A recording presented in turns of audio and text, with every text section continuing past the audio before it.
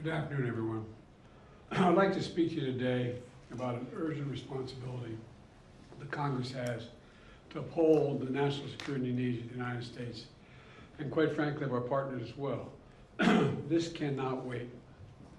Congress needs to pass supplemental funding for Ukraine before they break for the holiday resources. As simple as that. Frankly, I think it's stunning that we've gotten to this point in the first place.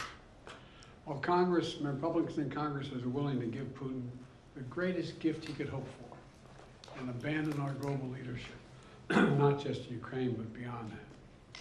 We've all seen the brutality that Putin has inflicted on Ukraine, invading another country, trying to subjugate his neighbors to his iron rule, committing atrocities against Ukrainian civilians, trying to plunge them into the cold and darkness of winter by bombing their electrical grid so they don't have any heat during the winter, or electricity for that matter, kidnapping thousands of Ukrainian children from their parents and families and keeping them in Russia.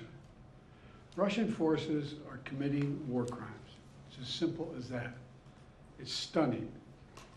Who is prepared to walk away from holding Putin accountable for this behavior? Who among us is really prepared to do that? You know, for the better part of 2 years, the brave people of Ukraine have denied Russia a victory on the battlefield. They've defeated Vladimir Putin's ambition to dominate Ukraine. And the people of the United States can and should take pride. They should take pride that we've enabled Ukraine's success thanks to the steady supply of weapons and ammunition. We provided them together with our partners and our allies. I just did a meeting with the G7, which was one of the issues we discussed. All the European leaders. We are prepared to stay with us, stay with Ukraine. And our European friends are as well. Who in the United States are prepared to walk away from that? I tell you, I'm not prepared to walk away. And I don't think the American people are either. If Putin takes Ukraine, he won't stop there. It's important to see the long run here. He's going to keep going. He's made that pretty clear. If Putin attacks a NATO ally, if he keeps going, and then he attacks a NATO ally, where we've committed as a NATO member that we defend every inch of NATO territory, then we'll have something that we don't seek and that we don't have today. American troops fighting Russian troops. American troops fighting Russian troops if he moves into other parts of NATO. Make no mistake, today's vote's going to be long remembered, and history's going to judge harshly those who turn their back on freedom's cause. We can't let Putin win. Say it again, we can't let Putin win. It's in our overwhelming national interest and the international interest of all our friends. Any disruption in our ability to supply Ukraine clearly strengthens Putin's position. We've run out of money to be able to do that in terms of authorization. Extreme Republicans are playing chicken with our national security, holding Ukraine's funding hostage to their extreme partisan border policies. Let me be clear. We need real solutions. I support real solutions at the border. I put forward a comprehensive plan the first day I came into office. I made it clear that we need Congress to make changes to fix what is a broken immigration system, because we all know it's broken. And I'm willing to do significantly more. But in terms of changes of policy, and to provide resources that we need at the border, I'm ready to change policy as well.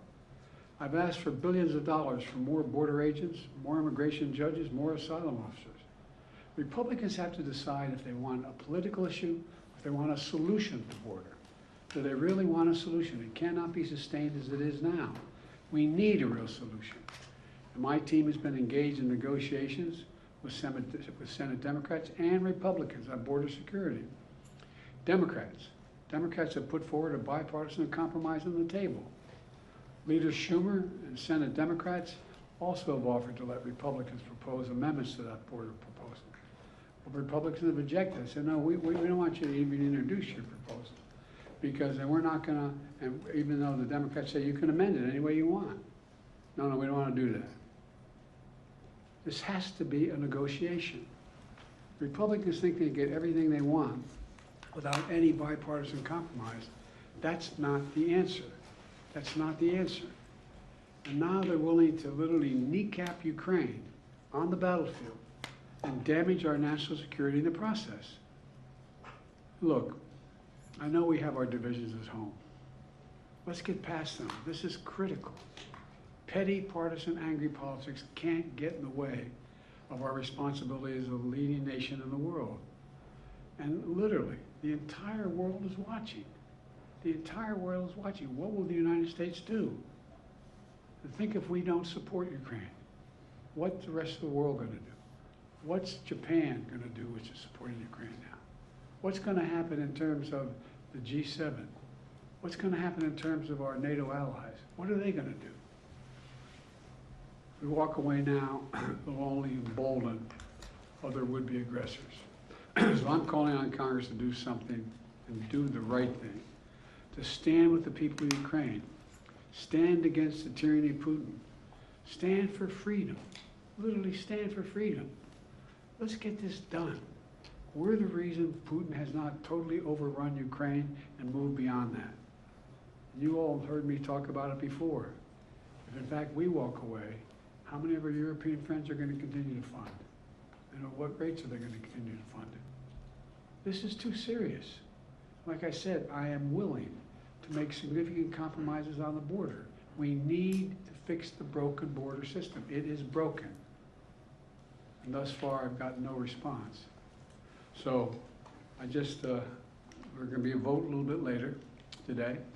We'll know where we go from there. But I wanted to make this comment before the vote, and I'm sure I'll be talking with you after the vote. Thank you very much for listening. Appreciate it.